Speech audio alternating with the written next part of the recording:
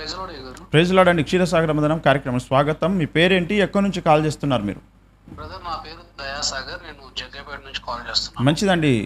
Officer ఉన్నారు, మీ ప్రశ్న ఏమంటే అడగండి. అయ్యగారు, ప్రైజ్ లార్డ్ అయ్యగారు. Praise the lord brother. అయ్యగారు, నిర్గమకాండంలో దేవుడు ఫరో హృదయాన్ని కఠినపరిచాడని చెప్పేసి చాలా మంది ప్రశ్నలు అడుగుతున్నారు అయ్యగారు. అవును. వారికి మనం ఏమని సమాధానం చెప్పాలంటే, దేవుడే కఠినపరిచి దేవుడే శిక్షించడం న్యాయమా అని అడుగుతున్నారు అయ్యగారు. అబ్బే కఠినపరిచి శిక్షించడం కాదు, అంతకుముందే వాడు శిక్షకు పాత్రుడు గనుక శిక్షకు వాడిని ఎప్పుడో దేవుడు కేటాయించాడు.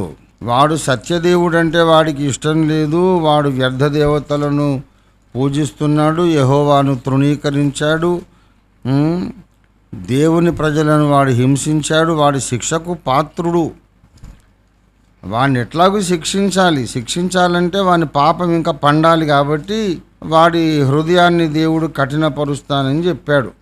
దేవుడు క్లియర్గా చెప్పాడు ఏంటంటే, నేను నిన్ను పంపిస్తున్నాను కానీ ఫరో నీ మాట వినడు, నేను కఠినపరుస్తాను, అప్పుడు నేను నా బలమైనటువంటి కార్యాలను నేను అందరికీ చూపిస్తాను, నా యొక్క శక్తిని ప్రభావాన్ని చూపించడానికి ఇదొక సిచ్యువేషన్ క్రియేట్ చేస్తున్నాడు. ఆల్రెడీ వాడు దేవుడు అంటే ఇష్టం లేదు, వానికి సత్యం అంటే ఇష్టం లేదు, ఆల్రెడీ శిక్షకు పాత్రుడే. అయితే వాడు మోషే అడగగానే ఇశ్రాయేలును పంపిస్తే దేవుని శక్తి ఎలా కనపడుతుంది? దేవుడు ఎటువంటి శక్తి సంపన్నుడో చూపించుకోవాలి కదా. నిర్గమాకాండము 7వ అధ్యాయం చూడండి, 7:4. ఫరో మీ మాట వినడు గాని నేను నా చెయ్యి ఐగుప్తు మీద వేసి గొప్ప తీర్పుల చేత నా సేనలను ఇశ్రాయేలీయులైన నా ప్రజలను ఐగుప్తు దేశంలో నుండి వెలుపలికి రప్పించేదను.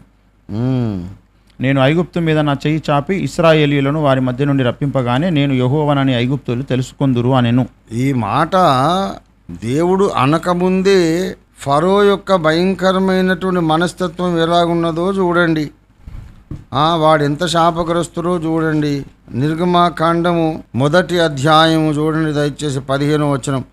ఐగుప్తు రాజు షిఫ్రా ఫూయా అను హెబ్రీయుల మంత్రసానులతో మాట్లాడి హెబ్రీ స్త్రీలకు మంత్రసాని పని చేయుచు వారిని కాన్పు పీటల మీద చూచినప్పుడు, మగవాడైన ఎడల వాని చంపుడి, ఆడుదైన ఎడల దాని బ్రతుకనీయుడని వారితో చెప్పాను. అప్పుడే పుట్టిన శిశువులను చంపి మగాళ్ళైతే చంపేసి ఆడపిల్లలైతే ఉండనిమ్మని ఆజ్ఞాపించిన త్రాష్టుడు వీడు.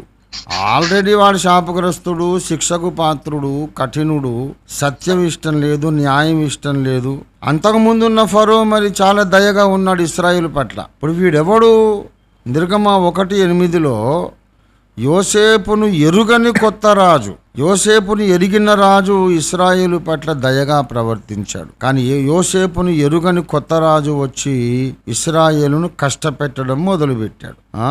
మరి ఎంత కష్టపెట్టినా ఇంకా వీళ్ళు అభివృద్ధి చెందుతున్నారు కనుక మగపిల్లాడు పుడితే కాన్పు పీటల మీదనే వాడిని నరికి చంపేయండి అని అన్నాడు. వాడు మనిషా వాడు అసలు? అప్పుడే పుట్టిన బిడ్డను మీరు చూస్తారు, పీక బిసికి చంపుదామని ఐడియా మీకు వస్తుందా?